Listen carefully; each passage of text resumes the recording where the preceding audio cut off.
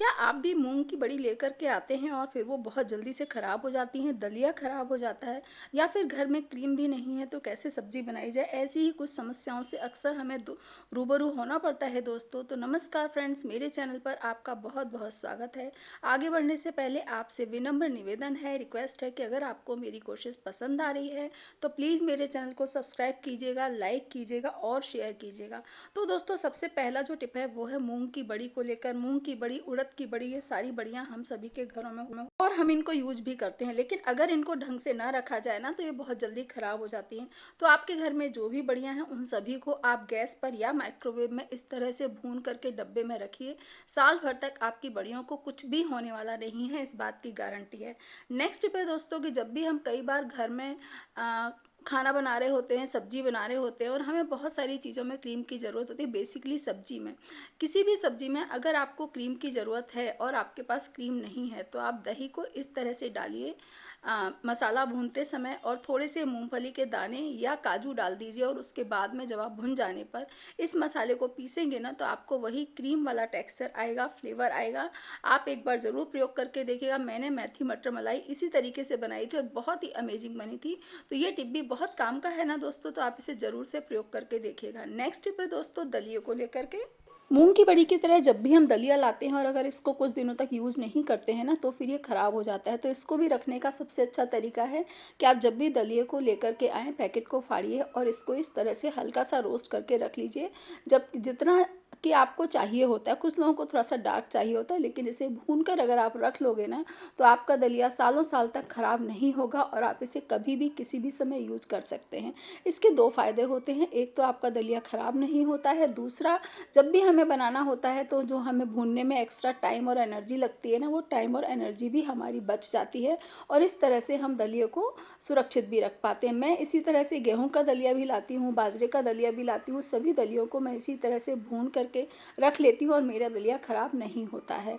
Next tip इन्हीं चीज़ों को लेकर के है, दलिए को लेकर ही है। जब भी दलिया है, मूँग बड़ी है, कोई भी चीज़ आप वैरायटी वाली आजकल बहुत सारी चीज़ें आती हैं, तो सभी को एक ही डिब्बे में रखिए। उससे ये ऑर्गेनाइज़ भी रहेंगे और आपको याद भी रहेगा। कई बार हम चीज़ें लाते हैं और हम खुद ही भूल जाते हैं कि हम इस चीज़ को लेकर के आए थे। तो दलिए के डिब्बे में तरह-तरह के जो भी आपके दलिए हैं वो रखिए, नूडल्स के डिब्बे में नूडल्स रखिए, बड़ियों के डिब्बे में बड़ी रखिए। तो उससे क्या होगा ना कि जब भी आप एक डब्बे को खोलेंगे तो आपको याद रहेगा कि इसमें हमने दूसरी चीज़ भी रखी है और फिर आप उस चीज़ को भी यूज़ कर पाएँगे और वो चीज़ खराब होने से बच जाएगी। जिस तरह से मैंने यहाँ गेहूँ के दलिए में ही बाजरे का दलिया भी रख दिया है। तो ये टिप भी बहुत काम का है दोस्तों, आप एक बार ज़रूर प्रयोग करके देखिएगा। पसंद आए तो मुझे ज़रूर बताइएगा कमेंट बॉक्स में कि मेरा कौन-सा टिप आपको पसंद आया और आप कहाँ से देख रहे हैं। नेक्स्ट टिप है दोस्तों मसालदान को लेकर। जब भी हम मसालदान को यूज़ करते हैं तो मसालदान को जब हम खा देखते हैं ना तो बहुत गंदा-सा हो जाता है नीचे से। तो मैंने इसके लिए क्या किया है कि मसालदान को आज मैं धो रही थी, तो मैंने इसकी सभी डिब्बियों को बाहर निकाल लिया। उसके बाद ये जो हमारे घर में नॉर्मल लिफ़ाफ़े आते थे, पैकेट्स आते हैं, आजकल बहुत सारी चीज़ों में लिफ़ाफ़े आने लगे हैं, तो उन लिफ़ाफ़ों को लीजिएगा। उसका फ़ायदा क्या होता है कि ये जो लिफ़ाफ़े होते हैं ना, ये थोड़े से मोटे होते हैं, इनका पेपर मोटा होता है। मैंने मंत्रा के एक पैकेट को इस तरह से काट लिया है और उसको डबल ही काटा है।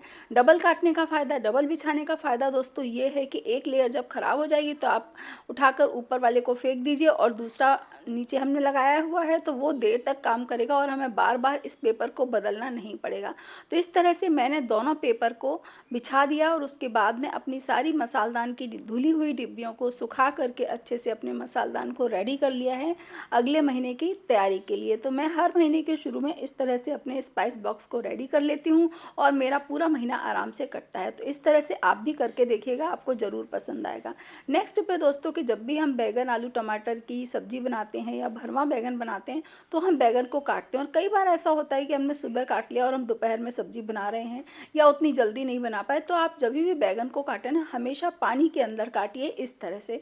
तो ये बैंगन है ना, कितनी भी देर तक रखे गए रहेंगे ना, ये काले नहीं पड़ेंगे और ना ही ये ख़राब होंगे। तो इस तरह से काटने से क्या होगा कि जब भी आप सब्ज़ी बनाओगे फटाफट से उठा करके डाल सकते हो। ये देखिए जिस तरह से मैंने आलू, बैंगन, टमाटर की सब्ज़ी बनाई है और इसमें बैंगन ज़रा सी मैंने मैंने इसको लगभग 6 घंटे बाद बनाया है और बैंगन ज़रा भी काला या कड़वा नहीं हुआ है।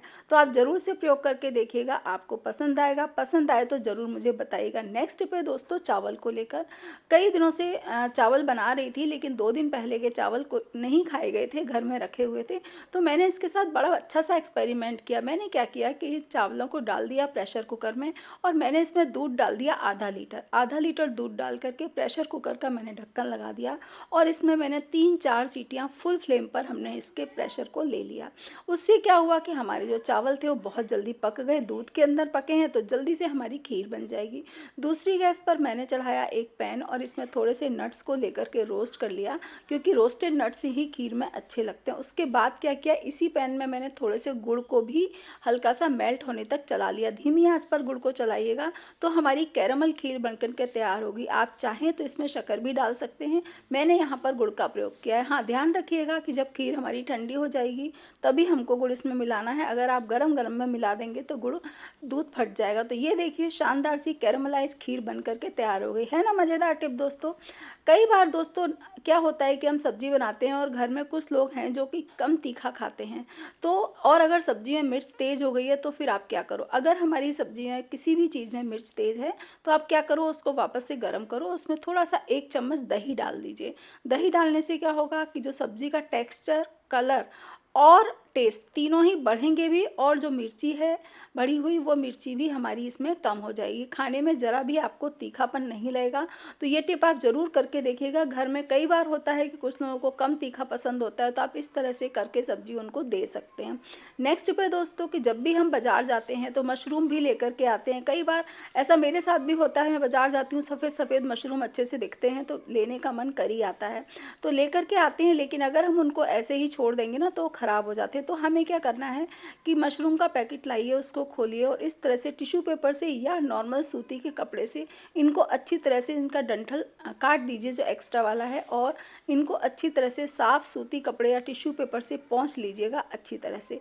और फिर इसके बाद में जो इसके डंठल बचेंगे ना वो डंठल को हटा दीजिए। ये देखिए इतने सारे डंठल और टिश्यू पेपर में गंदगी आ गई है और अब वापस से इसी डब्बे में हम इनको पैक करके रख देंगे। आप इसके ऊपर एक टिश्यू पेपर लगा दीजिए, पेपर लगा दीजिए, खाकी पेपर लगा दीजिए, ज़रा भी ख़राब नहीं होंगे। तो ये थे आज के टिप्स दोस्तों, आप प्रयोग करके देखिएगा, जल्दी ही मिलते हैं।